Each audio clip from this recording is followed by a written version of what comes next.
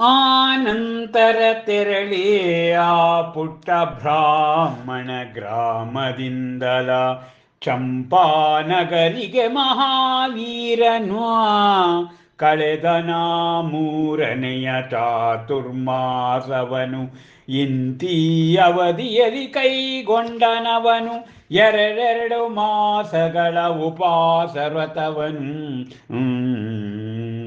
ಪರಿಪಾಲಿಸುತ್ತಲಾ 28 ಮೂಲ ಗುಣಗಳನ್ನು ಮಾಡಲಾ ಕರ್ಮ ನಿರ್ಜರೆಯನ್ ಹೊಳೆವಂತೆ ತೊಳೆದ ರಜತ ಪಾತ್ರೆಯು ಪ್ರಕಾಶಿಸುವಂತೆ ಪ್ರಭಾತದಲ್ಲಿ ಮುಗಿಲು ವೃದ್ಧಿಸಿ ಸವನ ವಜ್ರ ಋಷಭ ನಾರಾಟ ಸಂಹನನ ಮತ್ತ ಸಮಚತುರ ಸಂಸ್ಕಾರ ಸೌಂದರ್ಯವು ಅರಳಲವನ ಎದೆಯಲಿ ಆಧ್ಯಾತ್ಮಿಕ ಕಮಲವಧು ಅಸಂಖ್ಯ ದಳಗಳ ತೆರೆದು ನಿರ್ಮಲವಾಗಿ ಕಷಾಯ ಭಾವವು ಪ್ರಜ್ವಲಿಸಿ ಸತ್ಯದೀಪ್ತಿಯ ಪ್ರವಹಿಸಿ ತವನ ಎದೆಯಲ್ಲಿ ಕಾರುಣ್ಯ ಸರಿತವು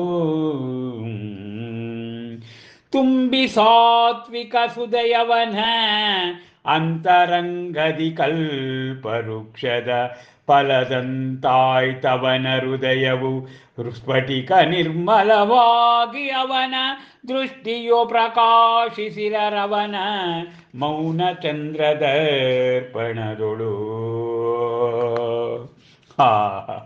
ಮಹಾವೀರ ಮಹಾದರ್ಶನದ ಶ್ರೀ ಕೇವಲ ಜ್ಞಾನ ಕಲ್ಯಾಣ ಸಂಪುಟದಲ್ಲಿ ಆಹಾರ ವಿಧಿವಿಧಾನದ ಬಗ್ಗೆ ಇಲ್ಲಿ ಉಲ್ಲೇಖ ಬರುತ್ತಿದೆ. ಆ ಗೋಚಾಲಕ ಆಹಾರವನ್ನು ಸ್ವೀಕರಿಸದೆ ಹೋಗ್ತಾನೆ, ರಸನೇಂದ್ರಿಯವನ್ನು ಗೆಲ್ಲಬೇಕು ಅಂಥೇಳಿ. ನಂತರ ಮಹಾವೀರ ಆ ಪುಟ್ಟ ಬ್ರಾಹ್ಮಣ ಗ್ರಾಮದಿಂದ ಚಂಪಾನಗರಿಗೆ ಆಗಮಿಸಿ ಮೂರನೇ ಚಾತುರ್ಮಾಸವನ್ನು ಮಹಾವೀರ ಮುನಿಗಳು ಕೈಗೊಳ್ತಾರೆ. ಚಾತುರ್ಮಾಸ ಅಂದರೆ 4 ತಿಂಗಳು, 2 ಮಾಸಗಳಿಗೊಮ್ಮೆ ಉಪವಾಸ ವ್ರತವನ್ನು 2 ಮಾಸಗಳ 2 ತಿಂಗಳು ಸತತ ಉಪವಾಸ ಅಂದರೆ 60 ದಿನ ಅನ್ನ ಆಹಾರಗಳನ್ನು ತ್ಯಜಿಸ್ತಕ್ಕಂಥದ್ದು. 4 ತಿಂಗಳಲ್ಲಿ 2 ಮಾಸಗಳು ಉಪವಾಸ ವ್ರತವನ್ನು ಪಾಲಿಸುತ್ತಾ ಜೈನಾಗಮದಲ್ಲಿ ಬರ್ತಕ್ಕಂಥ 28 ಮೂಲಗಣಗಳು, ಆ ಮೂಲಗಣಗಳನ್ನು ತನ್ನಲ್ಲಿ ಅಳವಡಿಸಿಕೊಂಡು ಕರ್ಮ ನಿರ್ಜರೆಯನ್ನು ಕೂಡ ಮಾಡ್ತಾರಂತೆ. ಹೀಗೆ ಹೊಳೆವಂತೆ ತೊಳೆದ ರಜತ ಪಾತ್ರೆಯು ಬೆಳ್ಳಿನ ತೊಳೆದಾಗ ಹೇಗೆ ಫಳಫಳ ಹೊಳೆಯುತ್ತೋ ಹಾಗೆ ಪ್ರಭಾತದಲ್ಲಿ ಆಕಾಶದಲ್ಲಿ ಪ್ರಭಾಸ ಸೂರ್ಯದೇವ ಹೇಗೆ ವೃದ್ಧಿಸ್ತೇನೋ ಹಾಗೆ ವಜ್ರ ಋಷಭ ನಾರಾಚ ಸಂಹನನು ಮತ್ತು ತತ್ವ ಸಂಸ್ಕಾರ ಸೌಂದರ್ಯ ಅವನಲ್ಲಿ ಲೀನವಾಯ್ತಂತೆ. ಅವನಲ್ಲಿ ಅವನ ಋಣ್ಮನ ಎದೆಯಲ್ಲಿ ಆಧ್ಯಾತ್ಮಿಕ ಕಮಲ ಉಂಟಾಯಿತು.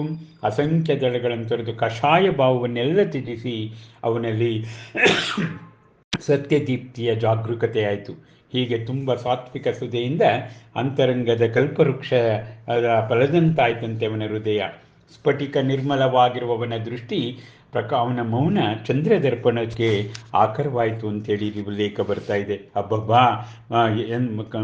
ಮಹಾವೀರ ಮಹಾದರ್ಶನದ ಕೇವಲ ಜ್ಞಾನ ಕಲ್ಯಾಣ ಸಂಪುಟದಲ್ಲಿ ಅತ್ಯಂತ ಗಾಂಭೀರ್ಯ ರಸದಲ್ಲಿ ಇಲ್ಲಿ ರಚನೆ ಮಹಾಕವಿ ಡಾಕ್ಟರ್ ತ.ರಾ. ಶೇಖರ್ ಅವರು ರಚನೆ ಮಾಡಿರುವುದನ್ನು ನಾವಿಲ್ಲಿ ಕಾಣಬಹುದು. ನಮಸ್ಕಾರ.